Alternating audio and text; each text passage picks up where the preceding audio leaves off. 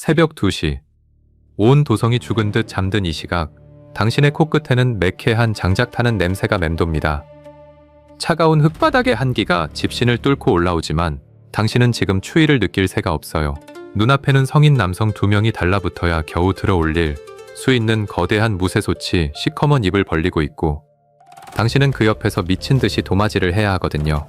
손이 보이지 않을 정도로 팔을 썰고 팔뚝만한 고깃덩어리를 거침없이 토막냅니다.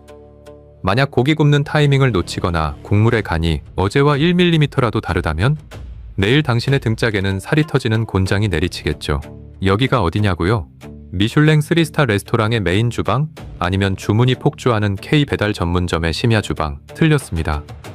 여기는 15세기 조선 경복궁 한복판에 위치한 왕실 전용 식당 수랏간입니다. 우리의 머릿속에 저장된 수랏간의 이미지는 보통 이렇지 않나요?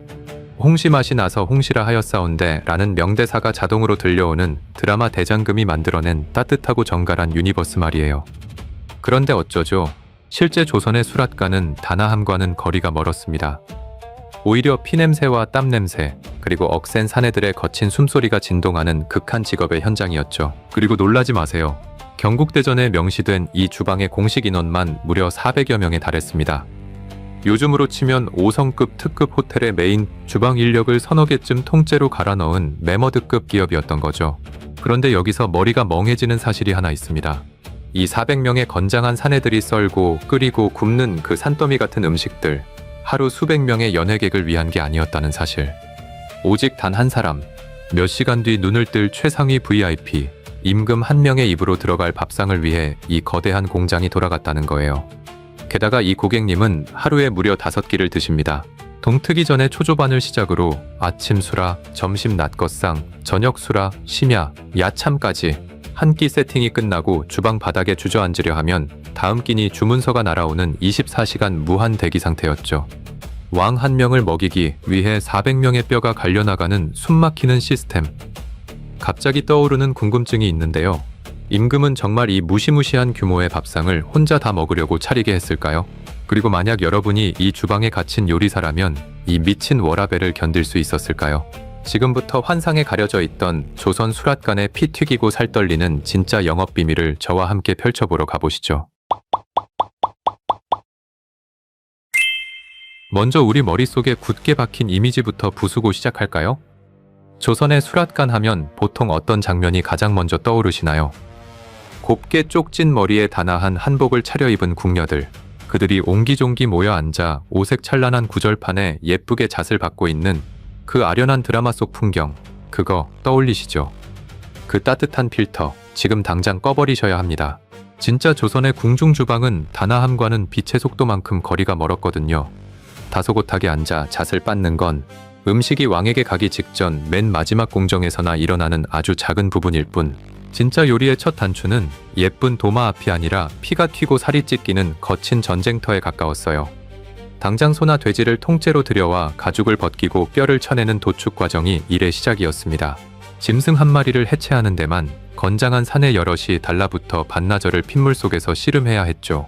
한겨울 찌르는 듯한 추위 속에서도 주방 뒷마당은 피비린내와 뜨거운 김이 뒤엉키고 있고, 사람 몸집만 한 짐승의 무게를 온몸으로 받아내며 도끼와 큰 칼을 휘두르는 사내들을 떠올려 보세요. 이쯤 되면 예술적인 파인다이닝 스튜디오가 아니라 핏물 튀는 거대한 정육 공장 한가운데 서 있는 느낌이 들지 않으신가요? 무쇠솥은 또 어땠을까요? 당시 쓰던 궁중 무쇠솥은 어른 하나가 웅크리고 들어가도 남을 덩치였어요. 가마솥 하나에 설렁탕 수백 인분을 끓여낸다고 상상해 보시면 감이 오실 겁니다. 수백 인분 국물이 펄펄 끓어오르는 그 무거운 쇳덩이를 들여다 불 위에 얹고 내리는 건 자칫 실수하면 사람 하나가 통째로 데일 수 있는 목숨 건 작업이었죠. 손목 스냅으로 예쁘게 썰고 볶는 차원이 아니었던 거예요. 척추와 등판 근육을 통째로 갉아먹는 그야말로 압도적인 피지컬 싸움이었던 셈이고, 그러니 자연스럽게 이 공간은 힘 좋은 사내들이 장악할 수밖에 없었습니다. 실제 세종실록에 기록된 궁궐 주방 인력의 성비를 보면 헛웃음이 나옵니다. 대전을 드나들던 총 388명의 직원 중 여성은 단 12명에 불과했어요. 나머지 376명은 전부 뼈가 굵고 우락부락한 사내들이었죠. 요리는 여자의 일이라는 우리의 오랜 통념이 조선 궁중에서는 완벽하게 뒤집혀 있었던 겁니다. 그래서 이 거친 사내들을 부르는 공식 직함도 따로 있었죠.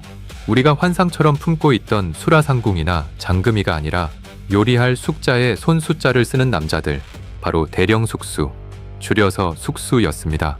드라마 속 단아한 궁녀의 자리가 아니라 무쇠소 뚜껑을 번쩍번쩍 들어 올리던 마동석 같은 근육질 셰프 군단, 그게 바로 조선 수락관 숙수들의 진짜 얼굴이었던 거죠. 수백 년 전 경복궁 한복판에 96%가 남성인 극단적인 남초 직장이 맹렬하게 돌아가고 있었다니 더 소름 돋는 포인트는 따로 있습니다. 이 억센 사내들의 뼈를 진짜로 바스러뜨린 건 무쇠솥의 어마무시한 무게가 아니라 바로 1초의 틈도 주지 않는 무한 반복 시스템이었어요. 이 나라에서 가장 귀한 한 사람을 위해 하루에 차려야 하는 기본 밥상만 무려 5번이었습니다. 동트기 전 꼭두 새벽에 눈을 비비며 끓여 올리는 잣죽이나 타락죽 같은 초조반. 그 쟁반이 물려 나오기를 기다릴 새도 없이 곧바로 아침수라 솥에 불을 당겨야 합니다. 12가지 기본 반찬에 찌개와 찜, 탕이 한꺼번에 불 위로 올라가는 전쟁통이 펼쳐지죠. 그렇다고 점심에는 좀 쉴 수 있을까요? 가벼운 국수나 다과로 차려지는 점심 낮것상이 쉴 틈 없이 목을 조여오고 해가 지면 아침과 똑같은 규모의 저녁 수라가 기다립니다. 심지어 왕이 잠들기 전 출출함을 달랠 심야 야참까지 무사히 차려내야 하루 일과가 끝이 나죠. 가스 불 끄고 앞치마 벗고 퇴근할 시간이라는 게 아예 존재하지 않는 24시간 풀가동 구조인 겁니다. 어디 왕 한 사람뿐인가요? 왕비가 거처하는 교태전으로 갈 상도 차려야 하고 세자저하의 밥상도 챙겨야 합니다. 궁에 청나라 외교사절이라도 들어오는 날엔 수십 명분의 특식이 추가되고 시도 때도 없이 열리는 조상들의 제사 음식까지 다 이 주방 몫이었어요. 가끔 1년에 한두 번 바쁘게 일하는 건 누구나 이 악물고 버틸 수 있습니다. 하지만 눈 뜰 때마다 500인분 잔치상을 차려내야 한다면 그건 더 이상 잔치가 아니라 일상의 지옥 아닐까요? 오죽하면 조선 왕조실록 중종 33년의 기록에는 기가 막힌 사건이 하나 등장합니다.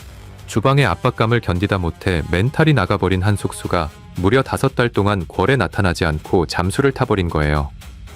조선시대의 왕의 밥상을 내팽개치고 무단결근을 한다는 건 곧 자기 목을 내놓는 행위였습니다. 화가 단단히 난 사헌부에서는 그를 잡아들여 아예 천민 노비로 강등시켜버리자고 상소를 올렸죠. 목이 달아나거나 신분이 바닥으로 처박히는 끔찍한 형벌. 그 미친 리스크를 감수하고서라도 어떻게든 이 주방에서 도망치고 싶었던 겁니다. 자, 이렇게 하루 24시간 수백 명의 땀내 나는 사내들이 엉켜서 썰고 끓여대는 이 거대한 블랙기업. 그 좁고 뜨거운 공간에서 수백 명이 불을 뿜고 칼을 휘두릅니다. 그런데 누구 하나 서로 칼에 찔리거나 끓는 솥단지를 엎지르지 않고 제 시간에 맞춰 거대한 밥상을 뚝딱 완성해내요. 여기서 은근한 의문이 하나 스칩니다. 이 많은 인원이 그 난리통 속에서 대체 뭘 어떻게 했길래 그게 가능했을까요? 답은 지독할 정도로 집요했던 쪼개기에 있었습니다. 조선 궁중의 요리 시스템은 우리가 아는 일반적인 주방의 풍경이 아니었어요. 한 명의 천재 셰프가 재료 손질부터 플레이팅까지 혼자 예술적으로 끝내는 구조가 절대 아니었거든요. 이 400명의 사내들을 통째로 관리하던 왕실 전속 요리관청, 그곳의 공식 명칭이 바로 사홍원이었습니다. 사홍원이라는 거대한 컨트롤 타워의 지휘 아래 주방은 철저하게 분해하고 조립하는 거대한 주방이자 현대판 음식 공장으로 돌아갔습니다. 그리고 이 사홍원 내 직책의 이름들을 하나씩 뜯어보면 좀 어이가 없을 정도로 세분화되어 있어요. 우선 고기 요리를 총괄하는 별사홍이라는 부서가 있었습니다. 그런데 그 아래의 고기를 숯불에 굽는 그 단 하나의 동작만 죽어라 파는 적색이라는 파트가 또 따로 있었죠. 밥만 짓는 반공, 두부만 전문으로 뽑아내는 포장, 술만 빚어내는 주색까지 요리의 전 분야가 칼로 무자르듯 나뉘어 있었습니다. 심지어 음식 맛이랑은 아무런 상관도 없는 기이한 직종도 포진해 있어요. 혹시 사극에서 잔치상 위에 떡이나 한과를 자로잰 듯 반듯하게 쌓아 올린 모습 보신 적 있으신가요? 그 쌓기 하나만 평생 전담하는 상배색이라는 직책이 따로 존재했습니다. 큰 연회가 열리면 음식의 맛을 내는 게 아니라 오직 음식을 테트리스 블록처럼 쌓아 올리는 데만 20명 넘는 인력이 투입됐다고 해요. 지금으로 치면 공장의 조립 라인을 떠올리시면 정확합니다. 딱 정해진 공정대로 맡은 역할을 순서대로 착착 진행하는 그 숨막히는 효율의 컨베이어 벨트, 그 극한의 산업화 시스템을 조선은 수백 년 전에 이미 임금의 밥상머리에서 맹렬하게 돌리고 있었던 겁니다. 그렇다면 이 무시무시한 공장은 궁궐 어디에 숨어 있었을까요? 바로 소주방이라는 전용 구역입니다. 다행히 지금 경복궁에 가시면 최근에 복원해 놓은 소주방 건물을 직접 걸어보실 수 있습니다. 가벼운 마음으로 문턱을 넘었다가 그 으리으리한 규모에 흠칫 놀라는 분들이 많을 거예요. 단순히 동네 큰 잔칫집 부엌의 벽을 허물어 넓혀놓은 수준이 아니라 고기만 굽는 건물, 국물만 끓이는 건물, 다과만 뽑아내는 건물이 아예 별도의 구역으로 쪼개져 돌아갔죠. 요즘으로 치면 매일 수천 명의 밥을 1초의 오차도 없이 찍어내는 거대한 케이터링 업체나 식품회사의 메인 공장에 더 가까운 모습이었습니다. 19세기 후반 조선을 방문했던 프랑스의 달레 선교사는 훗날 이런 충격적인 기록을 남겼어요. 조선 사람들은 신분을 가리지 않고 어마어마한 양의 밥을 먹어 치운다며 그 경이로운 식사량에 혀를 내둘렀죠.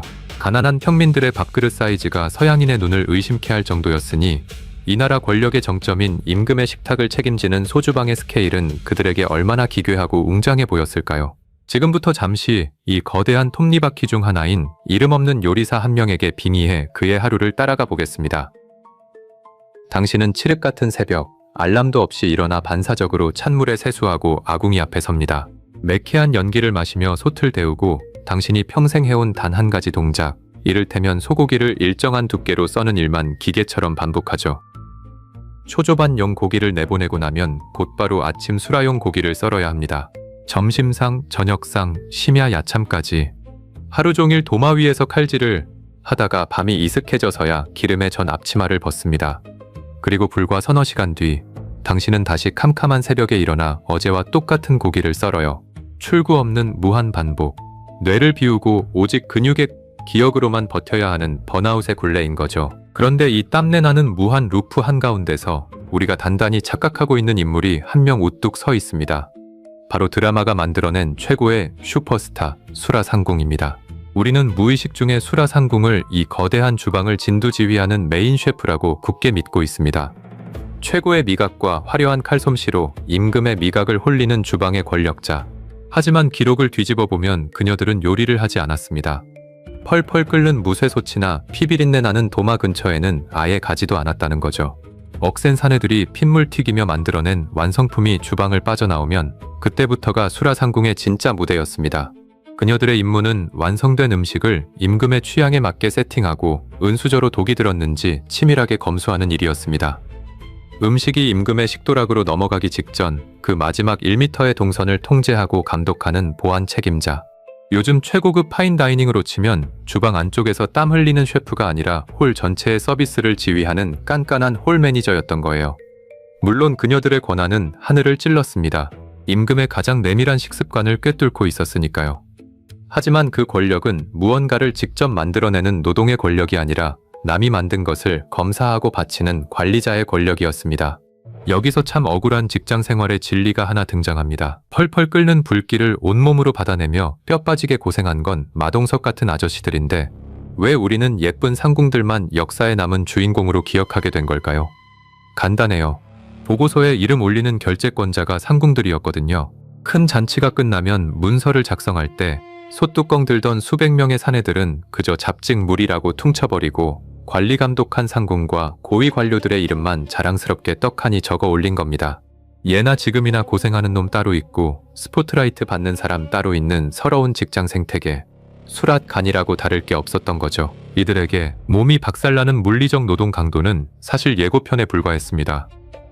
이 펄펄 끓는 소주방 한 구석에는 육체의 고통보다 훨씬 더 서늘한 공포가 웅크리고 있었거든요. 바로 주방 사람들의 목숨입니다. 만약 열심히 끓여낸 소고기 묵국의 간이 오늘따라 미세하게 짰다고 가정해볼까요? 요즘 시대의 파인다이닝이라면 컴플레인이 들어오고 매니저에게 욕 한 번 시원하게 먹으면 수습될 일이죠. 하지만 15세기 조선 궁궐에서는 리뷰 별점이 깎이는 게 아니라 당신의 살점이 깎여 나갔습니다. 내가 만든 음식에 문제가 생기는 순간 담당 숙수와 관리자들은 줄줄이 형장으로 끌려갑니다. 몽둥이로 맨살이 터지도록 곤장을 맞거나 하루아침에 보따리를 싸서 먼 변방으로 유배를 떠나야 했죠. 음식 한 그릇의 짠맛과 단맛이 그대로 한 사람의 남은 인생을 결정지어버린 셈이에요. 그리고 이 살벌한 게임의 룰이 극단으로 치달았던 시기가 바로 폭군 연산군 시절이었습니다. 연산군은 미각이 예민한 데다 그 변덕은 여름철 날씨보다 심했습니다. 전국에서 올라온 최고급 진상품을 조금만 잘못 조리해도 곧바로 사홍원 책임자들을 포박해 국문을 열어버렸죠. 실제 실록을 보면 툭하면 주방 관리자들이 처벌을 받았다는 피 비린내 나는 내용이 줄을 잇습니다. 정사가 아닌 민간에 떠도는 야사로 넘어가면 그 수위는 한참 더 높아져요. 연산군은 수라상에 오른 음식이 조금이라도 자기 입맛에 거슬리면 그 자리에서 밥상을 통째로 엎어버렸다고 전해집니다. 상상해보세요. 매일 아침 전복을 썰고 탕을 끓여내는 숙수의 손끝이 얼마나 덜덜 떨렸을지 말입니다. 오늘 임금의 기분이 유독 나쁘다는 소문이라도 도는 날엔 국자를 쥔 손에 식은땀이 줄줄 흐르지 않았을까요? 그렇다면 폭군만 피하면 이 지옥 같은 긴장감에서 해방될 수 있었을까요? 천만에요. 완전히 다른 의미로 요리사들의 피를 말린 군주가 또 있었습니다. 조선 왕실 최고의 소식가이자 깐깐함의 대명사 21대 임금 영조입니다. 영조는 밥상에 오르는 반찬 가짓수도 유독 적었고 한 끼에 먹는 양도 쥐꼬리만 했습니다. 그럼 만들어야 할 절대적인 양이 줄었으니 주방 사람들은 뒤에서 만세를 불렀을까요? 안타깝지만 오히려 정반대였습니다. 먹는 양이 줄어들면 밥상 위에 올라간 소수의 반찬 하나하나에 쏟아지는 임금의 시선은 현미경처럼 집요해집니다. 영조는 음식의 청결 상태에 대해 결벽증에 가까운 잣대를 들이댔어요. 임금에게 올린 수라에서 정체불명의 불결한 것, 이를테면 머리카락 같은 것이 발견되자 불호령이 떨어지며 책임자들이 줄줄이 문책을 당했다는 일화가 전해질 정도죠. 밥상이 크고 화려하면 흠집 하나쯤은 다른 접시들 사이에 교묘하게 숨어 눈에 띄지 않지만 텅 빈 밥상 위에서는 티끌 하나가 태산처럼 도드라져 보이는 법. 육체적 노동량이 줄어든 대신 심리적 압박감의 밀도는 몇 배로 팽창했던 겁니다. 하지만 간을 못 맞추거나 불순물을 빠뜨리는 건 차라리 귀여운 실수에 가깝습니다. 임금의 상차림이 완성되어 주방문을 나서기 직전 절대 뚫려서는 안 되는 가장 무시무시한 최종 보스가 남아 있었거든요. 바로 독입니다. 이 독살의 공포가 얼마나 끔찍했는지는 명성황후의 주치의였던 미국인 의료 선교사 릴리어스 언더우드의 기록을 보면 생생하게 드러납니다. 명성황후가 시해된 직후 독살의 공포에 극도로 시달리던 고종은 급기야 궁중 수락관에서 만든 밥을 전면 거부하는 사태에 이릅니다. 대신 미국 선교사 부부가 외국 공관에서 만든 음식을 자물쇠가 굳게 채워진 철가방에 담아 바쳤죠. 고종은 언더우드가 직접 열쇠로 열어준 그 밥만 겨우 넘기며 연명했습니다. 파란 눈의 이방인조차 단번에 눈치챌 만큼 권력자의 밥상 주변에는 항상 암살의 서늘한 그림자가 일렁이고 있었습니다. 그래서 수랏가는 밥상 주위로 2중 3중의 방어막을 겹겹이 쳤어요. 첫 번째 방어막은 최첨단 화학 탐지기였습니다. 임금이 사용하는 수저를 전부 은으로 세팅한 거죠. 은은 특정 독성 물질과 반응하면 순식간에 시커멓게 변색하는 성질을 가지고 있습니다. 과학 수사대라는 개념조차 없던 시절, 조선 왕실이 나름대로 고안해낸 독극물 감지 장치였던 셈이죠. 그리고 이 시스템의 마침표를 찍는 두 번째 방어막, 바로 사람으로 만든 방패였습니다. 우리가 앞서 만났던 깐깐한 홀 매니저, 수라상궁이 여기서 등장합니다. 그녀들은 임금이 젓가락을 들기 직전 상에 오른 모든 음식을 먼저 조금씩 입에 넣고 삼켜야 했어요. 만약 누군가 은수저에도 반응하지 않는 신종 독을 탔다면 임금 대신 상궁이 먼저 그 자리에서 피를 토하고 쓰러지도록 설계된 대단히 잔혹하지만 완벽한 통제구조였던 셈입니다. 오늘날 우리가 일상에서 수상한 낌새를 눈치챌 때 기미를 보다라는 표현을 쓰잖아요. 그 말이 바로 여기서 탄생했습니다. 임금의 음식에 독이 있는지 없는지 내 목숨을 담보로 그 미세한 낌새를 살피던 소름 돋는 행위가 수백 년을 넘어 우리 입버릇에 고스란히 남아있는 겁니다. 요리가 아니라 매일매일 내시경 검사받듯 목숨을 걸고 치러야 했던 침묵의 전쟁. 그렇다면 이렇게 피 말리는 과정을 뚫고 임금 앞에 놓인 밥상에는 과연 어떤 의미가 더 있는 걸까요? 그렇게 사람 목숨까지 담보로 잡아가며 차려낸 거대한 12첩 밥상. 그런데 여기서 참 허무하면서도 기막힌 반전이 하나 등장합니다. 정작 임금은 이 산더미 같은 음식을 혼자 다 먹지 않았거든요. 젓가락만 몇 번 대고 늘 절반 이상의 음식을 고스란히 밥상에 남겼습니다. 혹시 아침부터 입맛이 없었거나 배꼴이 유독 작았던 걸까요? 천만에요. 임금이 남긴 이 음식들에는 애초부터 치밀하게 계산된 다음 목적지가 설정되어 있었어요. 임금이 먹다 물린 밥상을 궁중 용어로 퇴선이라고 부르는데, 이 밥상은 임금을 가장 가까이서 모시던 수라상궁과 궁녀들, 그리고 밖에서 덜덜 떨며 대기하던 신하들에게 차례대로 내려갔습니다. 새벽부터 빈속으로 입골에 찬바람을 맞고 있는 굶주린 신하의 입장이 되어보면 방금 전까지 임금의 수저가 오가던 따뜻한 꼬리곰탕과 귀한 고기 반찬이 내 앞으로 쓱 내려옵니다. 이건 단순히 줄인 배를 채우는 행위가 아니죠. 나는 너를 내 식구로 아낀다는 강력한 정치적 신호를 온몸으로 받아먹는 순간인 겁니다. 결국 밥 한 그릇이 신하들의 충성심을 단단하게 묶어두는 가장 확실한 무기로 작동한 셈이에요. 우리가 오해했던 화려한 궁중의 먹방은 사실 혼자 다 먹어치우면 절대 안 되는 고도의 정치 행위였던 거죠. 밥상의 정치는 수저를 들기 전 식재료를 다듬는 단계에서부터 이미 매섭게 돌아가고 있었습니다. 수라상에 오르는 재료들은 한양 저작거리에서 대충 사온 게 아니라 전국 팔도에서 올라온 최고급 특산물들이었잖아요. 임금은 상에 오른 전복의 굵기나 쌀의 윤기만 보고도 어느 지역에 흉년이 들었는지 단번에 꿰뚫어 보았습니다. 어느 고을 사또가 백성들을 제대로 돌보지 않고 있는지도 밥상머리에서 다 파악이 가능했던 거고요. 밥상이 곧 전국의 민심을 실시간으로 읽어내는 살아있는 정보판이었던 셈이에요. 사정이 이렇다 보니 재료를 다듬는 수랏간 요리사들의 칼끝에는 지방관리들의 운명까지 대롱대롱 매달려 있었던 거죠. 가끔은 이 숨막히는 밥상머리에서 주방 사내들이 뜻밖의 한숨을 돌릴 때도 있긴 했습니다. 나라에 가뭄이나 홍수가 들어 백성들이 굶주릴 때 임금은 고통을 나눈다며 반찬 가지수를 확 줄이는 감선을 명했거든요. 왕의 반찬이 줄어들면 주방의 일감도 줄어들 테니 요리사들은 속으로 쾌재를 불렀을까요? 물리적인 노동은 조금 덜었을지 몰라도 분위기 자체는 살얼음판이 따로 없었어요. 임금이 백성의 고통에 공감하며 깊은 근심에 잠겨 있는데 음식을 만드는 곳에서 한가롭게 땀을 닦으며 웃고 떠들었다가는 당장 목숨이 달아날 판이었으니까요. 일이 줄어든 대신 숨소리조차 크게 낼 수 없는 무거운 침묵이 수랏간을 짓눌렀습니다. 그렇다면 이런 비상사태가 아닌 평소 임금의 식성 그 자체가 요리사들을 가장 끔찍하게 괴롭혔던 군주는 누구였을까요? 많은 분들이 알고 계실 바로 조선 제1의 육식애호가 세종대왕입니다. 성군 중에 성군이시지만 수랏간 고기 굽는 파트 요리사들에게 세종은 그야말로 공포의 대상이었어요. 고기가 없으면 아예 밥숟가락을 들지 않을 정도였으니까요. 심지어 아버지 태종이 눈을 감을 때 내 아들은 고기가 없으면 밥을 못 먹으니 3년 상을 치를 때도 쟤한테만큼은 제발 고기를 먹여라고 공식 유언까지 남겼을 정도입니다. 이 눈물겨운 부성의 뒤에서 숯불만 전담하던 적색 파트 사내들이 엉엉 우는 소리가 들리시나요? 하루 5번의 밥상에 단 한 끼도 고기를 뺄 수 없으니 다른 파트가 쉴 때도 이 사내들은 24시간 내내 불판 앞을 떠나지 못하고 고기를 뒤집어야 했겠죠. 임금님의 위대한 편식 취향 하나가 특정 부서 직원들의 척추를 통째로 부러뜨리는 상황. 참 우프고도 눈물 나는 풍경입니다. 이토록 숨막히는 계급의 폭력과 살인적인 노동 강도. 그렇다면 이 사내들은 왜 당장 앞치마를 집어 던지고 궁궐 밖으로 도망치지 않았을까요? 가장 큰 이유는 도망칠 구멍이 없었기 때문입니다. 수락관의 숙수라는 직업은 철저하게 아버지에서 아들로 대물림되는 세습직이었거든요.